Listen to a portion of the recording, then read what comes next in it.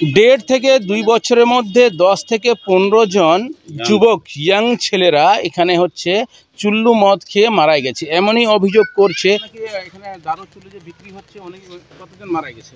প্রায় 10-15 ইয়ং ছেলেগুলো মারা গেছে। কতদিনের মধ্যে?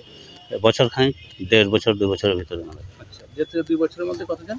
10 থেকে 15 ছেলে, ইয়ং ছেলেগুলো। অশান্ত হচ্ছে?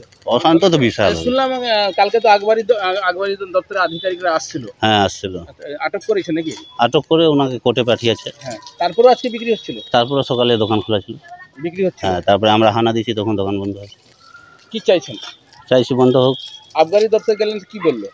আবগারি দপ্তর বলছে এখন একটা কেস চলছে, এই কেসটা এখন নেওয়া যাবে না, আর এই কেসটা হোক যাক, তারপরে নিব কেসটা। এখন কি করবেন আপনারা? এখন দোকান খুললে আমরা আবার অবরোধ করবো।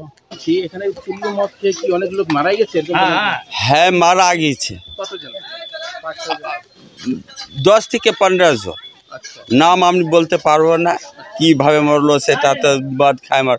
কিন্তু একটা প্রশ্ন, কি এইখানে মদ বিক্রি হয় রেল পরিসরের, এটা একটা কার দোষ? এটা জনগণের দোষ না আপনার দোষ না? এটা আমাদের দোষ না, জনগণের দোষ না, কালিয়াগঞ্জের বাসীর দোষ? কার দোষ? রেল পরিসরের যদি বিক্রি হয় না পৌরসভার দোষ? কার দোষ? আপনারা কোন জায়গায় অভিযোগ করেছেন? এর আগে অভিযোগ করেছিলেন? কার কাছে যাব? সবাই জানে, অল কালিয়াগঞ্জ জানে যে এখানে বিক্রি হয় না। আপনি জানেন না?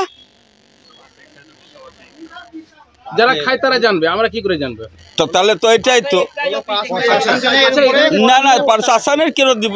আবার কালিয়াগঞ্জে যদি বিক্রি হয় এখানে কাছাকাছি, কে জানে না এখানে মদ বিক্রি হয়? সবাই জানতো, কিন্তু এটা কার দোষ? অভিযোগ এখান থেকে 100 মিটার দূরে এক্সাইজ অফিস, ঠিক আছে? এক্সাইজ এখান থেকে 100 মিটার দূরে এক্সাইজ অফিস, তার নাকের ডগায় অবৈধভাবে চুল্লু বিক্রি করে। দিন রাত মানুষ ঘুমাতে পারে না, নিজের বউ বাচ্চাকে লোকে বাড়ির থেকে বার করতে পারে না। মদ খাওয়ার পরেই দুনিয়ার বাজে বাজে ভাষা কমেন্ট করে ছেলেগুলো। এই রোডের উপরে টোটো না, এখন যাচ্ছে ডেপুটেশন নিয়ে এক্সাইজ ডিপার্টমেন্টকে গেলাম, ওনাকে খুঁজে পাইনি। এক্সাইজ ডিপার্টমেন্টের কতদিন ধরে এখানে বিক্রি হয়?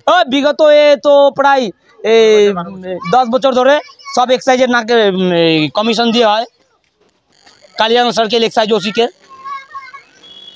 আপনারা এর আগে অভিযোগ করেননি? না, অভিযোগ করেননি। তাহলে অভিযোগ করলেন হঠাৎ করে কি এর যে লোকটা যে একটা পপুলার হয় না, বিজয় একটা পপুলার হয়ে গেল। যেরকম ডায়মন্ড হারবার কলকাতায় ছিল খোড়া বাচ্চা, এইরকম বিজয় হয়ে গেলো পপুলার। রাতন থেকে নিয়ে, বাগুনবরতলি থেকে নিয়ে, মিস্ত্রিপাড়া থেকে নিয়ে গোটা কালিয়াগঞ্জের লোক এইখানে এসে চুল্লু খায়। টোটো লাগাবে, মারুতি ঢুকায় দিয়ে। বিজয় বিন। বাড়ি কোথায়? বিজয় বাড়ি হচ্ছে ওই খালপাড়ায় ওই পারে। ওইখানে ঝুপড়ি বানায় মদ বেচার উদ্দেশ্যটাই এখানে মদ বিক্রি করবে। হ্যাঁ, দখল করে বেচতেছে। এখানে তো রেলওয়ে জায়গা অনেকে অবৈধ করে থাকে, কিন্তু সবাই তো আর মদ বেচে না। এই পার্টিকুলার এর বাড়ি ওইদিকে, এখানে এসে মদ বেচে পার্টিকুলার এই ব্যক্তিটাই। আপনারা কি চাইছেন? আমি চাচ্ছি এর মদ বেটাতে এক্সাইজ দ্রুতভাবে বন্ধ করুক। আপনার নাম? আমার অজিত পাসওয়ান। আপনার প্রতিবেশী নাকি এখানে? হ্যাঁ, প্রতিবেশী। আমি নাইট ডিউটি করে আসতে বাড়িতে ঘুমাইতে পারি না।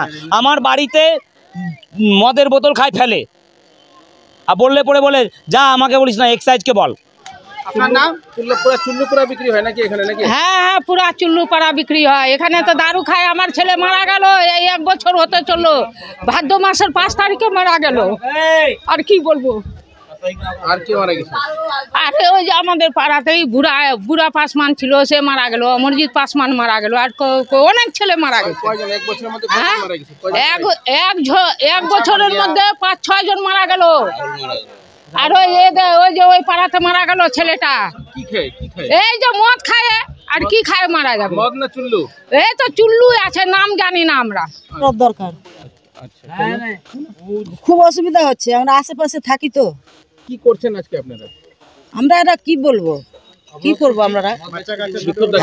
হ্যাঁ, আমি বন্ধ করে দেখ, বন্ধ করলে ভালো হয়। না, ঘুমাইতে পারি না। এরা সারা রাত দারু বিক্রি করে, সারা রাত রোডটা চলতেই থাকতেছে। আর আমরা ঘুমাই আর নোংরা ভাষাতে গাল দিতে যাই। মানে এরা দিনভর বিক্রি করলে তো করলে, রাতটা বন্ধ করে, রাতটাও বন্ধ করে না। এছাড়া এই মদের বিরুদ্ধে, মদ বন্ধ করার বিরুদ্ধে এখন এলাকাবাসীরা সরব হয়েছে। এবং আবগারি দপ্তরে অভিযোগ জানানো হয়েছে। দুবারে আবার আটক করে আবগারি দপ্তর আটক করে বিজয় বিনকে কোর্টে পাঠানো হয়, কিন্তু বৃহস্পতিবার নতুন করে গল্প, বিজয় বিনের যিনি স্টাফ রয়েছে স্টাফরা আবার আজকে চুল্লু বিক্রি করে, এ নিয়ে আবার বিক্ষোভ চলে, আবার অভিযোগ জানানো হয়। আবগারি দপ্তরের আধিকারিকরা বললেন অভিযোগ হয়েছিল, অভিযোগের ভিত্তিতে স্টেপ নেওয়া হয়েছে, আবার আপনারা অভিযোগ জানিয়েছেন, আবার আমরা উদ্যোগ নিব বন্ধ করার। যদি বন্ধ না হয় তাহলে এলাকাবাসীরা বৃহত্তর আন্দোলনে নামতে বাধ্য হবে। তাই প্রশাসন থেকে আবেদন করছি এই চত্বরে যেন চুল্লু মদ বিক্রি না হয়, সেটা আবেদন থাকছে আমাদের চ্যানেলের পক্ষ থেকে। এখন দেখার বিষয় প্রশাসন কি উদ্যোগ নিচ্ছে।